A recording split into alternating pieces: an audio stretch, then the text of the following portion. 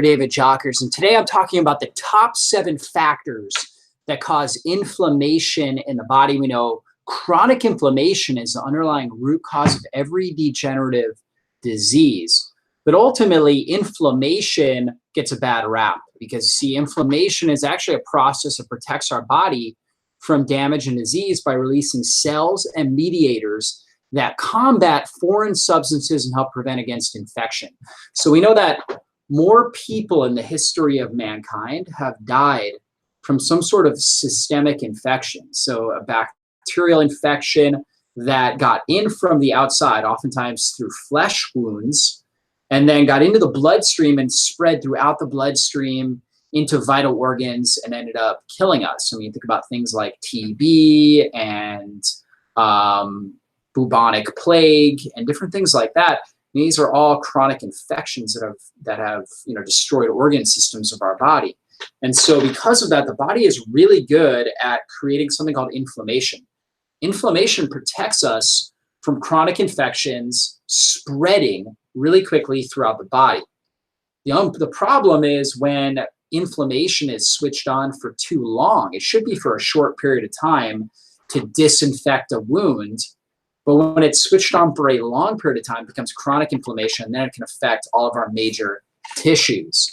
And so, again, acute inflammation is our friend. So if we have a flesh wound, we need that acute inflammation to make sure that bacteria doesn't get into that wound, spread throughout the bloodstream, and kill our body. You see, bacteria and microorganisms, they have a very important job. Their job is to break down decaying matter. That's their job. Our job is to not be decaying matter by really promoting vibrant life and health in our system. And so when we are not vibrantly alive, when our cells are not functioning well, when they're struggling to adapt to stressors, then we end up with this state of chronic inflammation. Oftentimes, infection's a part of that. And that just promotes this tissue breakdown process, free radical oxidative stress throughout our system. And we end up breaking down faster than we are healing. And so you can see here a balanced immune system, like right there in the middle, that green area, balanced immune system, optimal effectiveness. However, if the immune system is overreacting, let's say to an external threat like pollen, we're going to end up with things like allergies, or maybe it's to a food particle like gluten. We end up with food sensitivities, oftentimes eczema, right? Asthma, sinusitis, just like that says.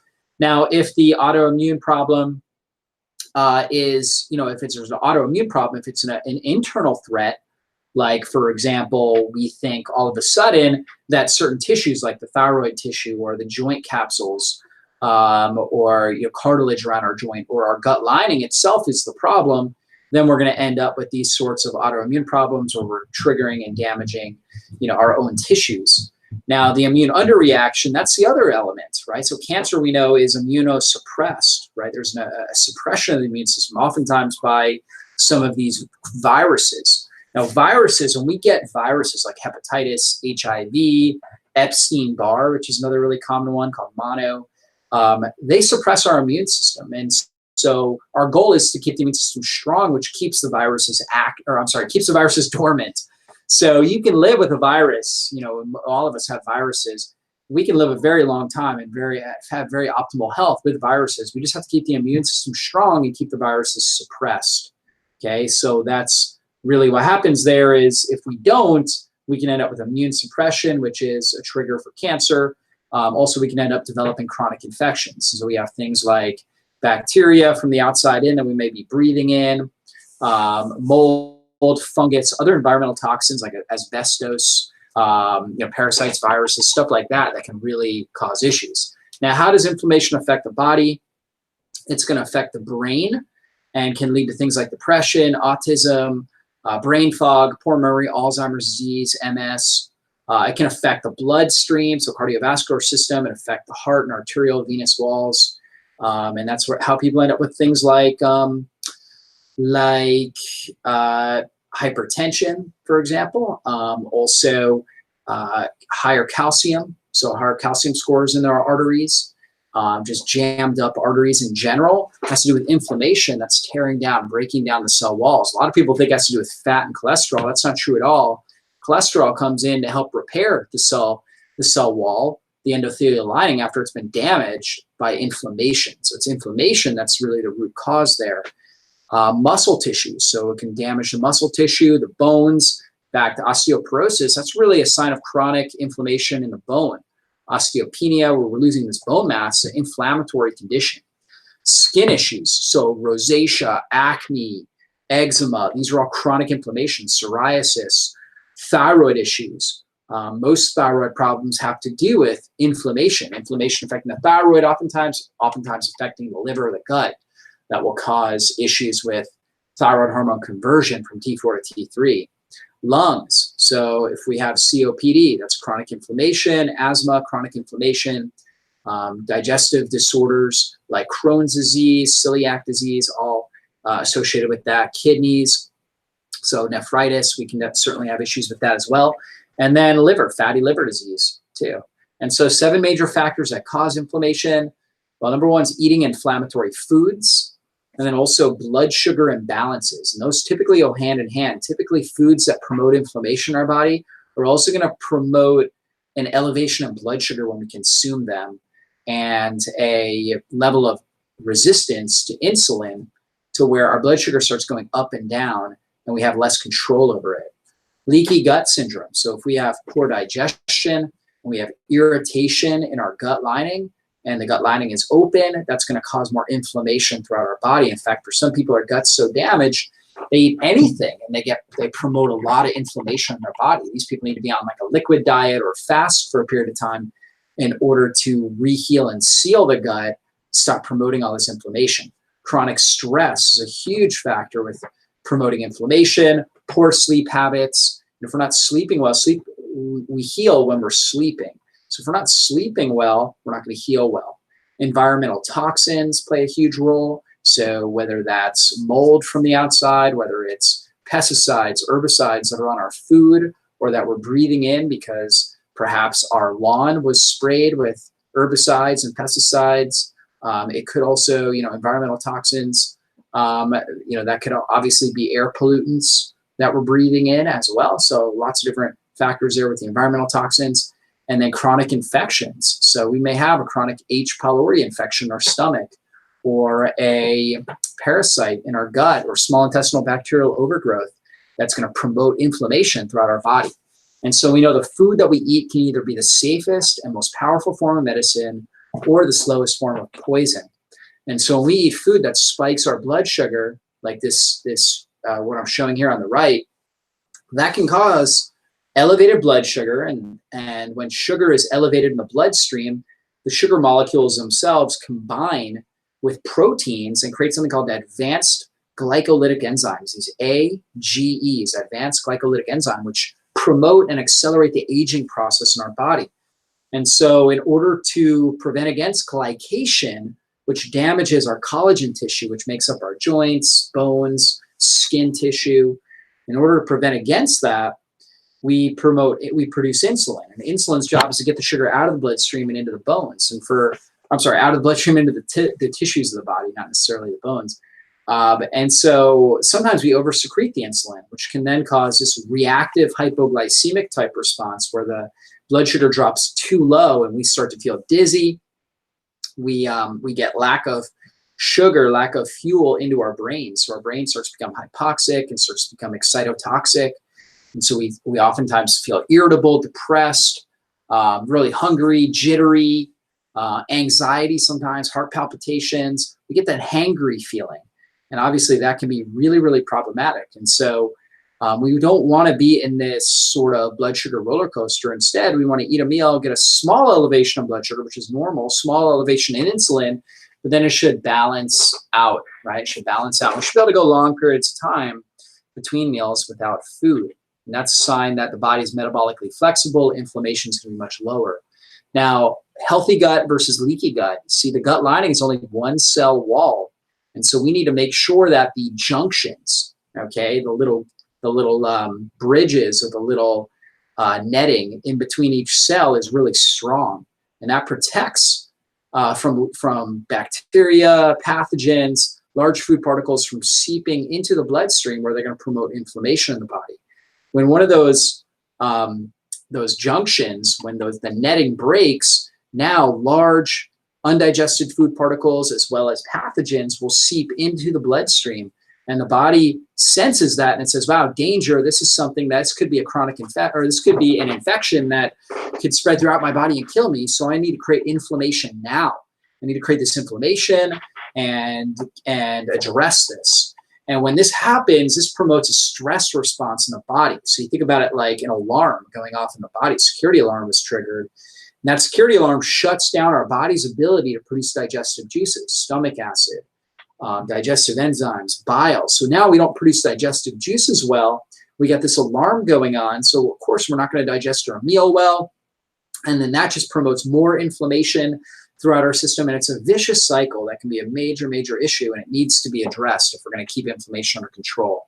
So one thing I look at on labs, one of our favorite labs on drjockers.com is the GI MAP Stool Analysis by Diagnostic Solutions. And so this is a test you can purchase off my website. You can get these results and work with one of my health coaches to address these. But you can see a couple things we're looking at. That elastase 1 right there, that is a marker of how well your body's producing pancreatic enzymes. So in this case, this person's good there. Steatocrit, that's actually a marker for fat digestion. So in this case, this individual has poor fat digestion. They're not digesting fat well, so they have fat in their stool. This person, the secretory IgA, which is the immune component of the gut that protects the gut lining from pathogens, it's good. It's in a fairly good range there at 741.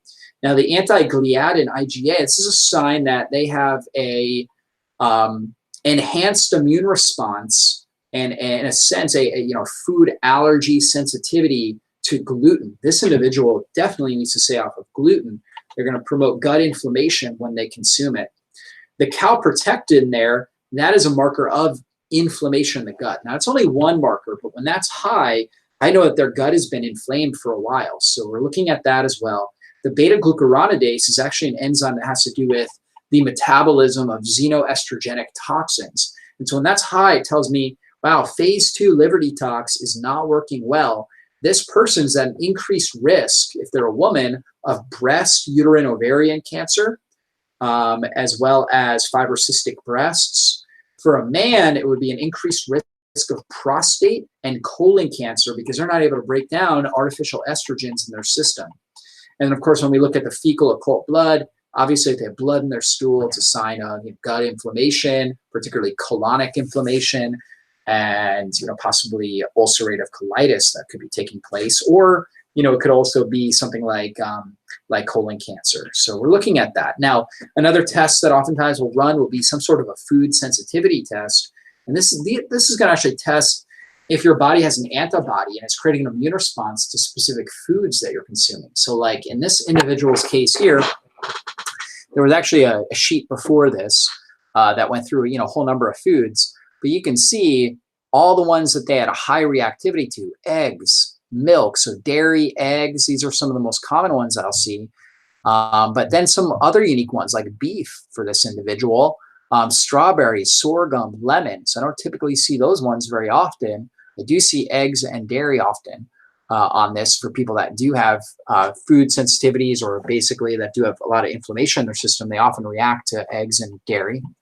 And so this person has a whole lot of high reactivity foods, a lot of moderate reactivity foods as well. You can see a lot of stuff, that normally would be good, like garlic, celery, things like cocoa, right? And they're reacting to these things: grapefruit, lettuce, and then a lot of low reactivity as well. And so you can see there things like pinto beans, tomatoes, and turkey. So a lot of different meats that they're reacting to, broccoli, pistachios. This person has really heightened immune reactivity going on in their system. So they definitely need work on their gut and things to help sensitize their immune system. Things like glutathione could be really, really helpful. Omega-3 fatty acids, vitamin D, zinc. These are all things that can really help reduce food sensitivities in the system and reduce inflammation. Now, other tests that I like to look at: fasting insulin levels. So what are your insulin levels like with an overnight fast? That's a sign of insulin resistance and a sign of inflammation. I like to see that number under 5. Okay, so typically between 2 and 5 is really what we're looking at. Hemoglobin A1C. So that's basically like a 90-day measure of what your blood sugar and your glycation. Remember, we talked about the advanced glycolytic enzymes, AGEs. It's a 90 to 120-day kind of glimpse of what's happening there with glycation. And so typically you want that to be low. You want it roughly somewhere, 4.5 to maybe up to 5.2. I don't like to see it up above 5.2 on a typical basis. And so that's what we're going to be looking at there. C-reactive protein should always be under 1. High sensitivity, particularly CRP, CRP-HS. The serum ferritin for women should be 25 to 100, maybe 150 if the woman's not menstruating. So a menstruating woman's usually going to be between 25 and 100, ideally up around 50 to 75. For a non-menstruating woman or a man, should be between 50 and 150, usually up around 100 or so is a good level. If it's up above that, that's a sign of oxidative stress in the system. Red blood cell width. We want that red blood cell width typically around 14 to 15. When it starts to become very elevated, it's a sign that there is poor maturity of the blood vessels, and oftentimes it can be a methylation issue with things like vitamin B2, B6, folate, B12, magnesium, and zinc that need to be addressed. And so where I look at that, all of those numbers I look at on the complete thyroid report. So obviously I look in detail at the thyroid, which plays an important role. But you can see these are just one page of this test. It's like a 4 or 5 page test or whatever. But you can see this person has, low iron capacity, iron binding capacity, which is okay. That's fine. Actually, this person's iron in general is actually looking pretty good. So that just means that basically their iron is binding, which is fine. And we look at their ferritin, though, we see that their ferritin is really, really high, right? 350. You can see that all the way at the bottom there. It's a sign of oxidative stress in the system. So I would definitely be concerned about that. That person has high oxidative stress. Also looking at this, their homocysteine, I didn't even mention that, but that should ideally be under 9, and that's at 11.5. That's really high. It's a sign of methylation imbalances. Again, going back to vitamin B12, folate, B6, B2, magnesium, and zinc that I want to make sure are all, and have a good checkpoint, and glutathione levels as well there. C-reactive protein looks good. It's under 1, 0.58. Vitamin D looks good, 65.3. That should ideally be somewhere between 60 and 100, ideally, in that 50 to 80 range. Actually should, ideally right around that zone, which is where this one is. Hemoglobin A1C, 5.6. It's high. That's almost pre-diabetic. And so again, I like to see that between 4.5 to 5.2. So this person's having trouble balancing their blood sugar on a daily basis. So, that's definitely a factor that needs to be addressed right there. As I look at the thyroid, based on what I'm seeing there, thyroid looks pretty good, a little bit low, total T3, 98. And I'd have to see their free T3 to understand more about what's going on there. But this gives you a little snapshot of some of the things that we're looking at on that complete thyroid report. Great test, so you can find, again, on drjockers.com and work with one of my health coaches. When you purchase a lab test, the health coach will jump on a call with you and just kind of try to address any questions you have. Obviously we're not your primary care doctor. We're not your doctor, but we can provide a little bit of health coaching, help steer you in the right direction. So that comes with any tests that you purchase on our site. Now, 5 ways to reduce inflammation quickly. I have whole videos all about anti-inflammatory diet, hydration, support supplements and nutrients. But, real quick things you definitely want to do: really good hydration. Inflammation's like a house on fire. So what do we want to do? We want to make sure we saturate that house. Good hydration is going to help pull out a lot of these inflammatory agents, reduce infections in our system, get toxic metabolites out. Really, really good idea. And make sure it's a good, high quality water filter that you're hydrating with as well. So your water needs to be filtered. Regular movement. Movement is life. So getting out, moving your body, whether it's walking, exercising, can really do a lot for improving circulation and driving inflammation out of your body. Really good high quality diet. Many of you guys know I'm a huge fan of a well-formulated ketogenic, micronutrient rich ketogenic diet, which I think is the most powerful nutrition strategy for reducing inflammation, along with fasting. Fasting truly is the most powerful nutrition strategy, because when you don't eat, you release a whole bunch of anti-inflammatory compounds in your body, heat shock proteins and all kinds of stuff that just chew up inflammation. But if you're going to eat, ketogenic diet is a great approach, and make sure it's customized to your food sensitivities, and that's micronutrient rich, getting a lot of trace mineral rich foods into your system. Really focus on reducing stress and improving sleep quality. I recommend getting at least 1 hour of high quality sleep before midnight, ideally 2 or more. So being in bed by 10 can be extremely powerful for you when it comes to reducing inflammation in your body. Personally, I like to sleep like 10 to 6. I get great sleep when I'm doing that. When I'm in bed by 10, if not earlier, I feel like my sleep quality is so much better than when I'm in bed after 10:30. So really try to dial in your sleep and your circadian rhythms, and then keep stress under control as well. So really have good positive mantras, do a lot of prayer, meditation, lots of movement, whether it's stretching, going out, taking walks, different ways that you can just, deep breathe and just kind of relax and loosen things up. Have a gratitude journal so you can really be focusing on things that uplift you and give you joy and things that you're thankful for. So very, very important. And then anti-inflammatory nutrient supplements. One, great one that we use on my in my health coaching practice is this Pro Omega CRP. And the reason why is that, like, really when we're looking at inflammatory gene pathways, there's 3 major things that really help to downregulate them. Glutathione, things that help support and boost glutathione. So N-acetylcysteine is a great precursor for that. You can also do reduced or acetylated forms or liposomal forms of glutathione to get glutathione into the system. And it's the body's master antioxidant, and it helps to basically retrain immune cells so they don't target our own tissue and create autoimmune type responses or chronic inflammatory responses. Curcumin as well. So a good, high quality, highly absorbable, bioavailable curcumin can be really powerful. And so this one has that in there. And then also high quality omega-3 fish oil. I recommend getting it in the triglyceride form, purified, molecularly distilled, and pharmaceutical grade. Really key for regulating the prostaglandin pathways that are associated with inflammation. And you want a good high dose. You want at least 1 full gram of EPA and DHA, if not 2 full grams per serving. So this formula really packs the punch. It's my number 1 go-to anti-inflammatory supplement. If you asked me if there's one supplement that I could take to reduce inflammation, that's available out there, I would say this Pro Omega CRP. Now we could break this down. We could say, you could really, focus in and load up on like curcumin, for example, right? Which is really good, but it's only going to work on one of the inflammatory pathways. And sometimes I'll do that. Sometimes I'll do this along with like our fermented turmeric or a Mariva product. Sometimes I'll do this along with extra acetylated glutathione, right? If I feel like that's necessary based on lab testing and questionnaires and things like that I've seen with the client based on their history.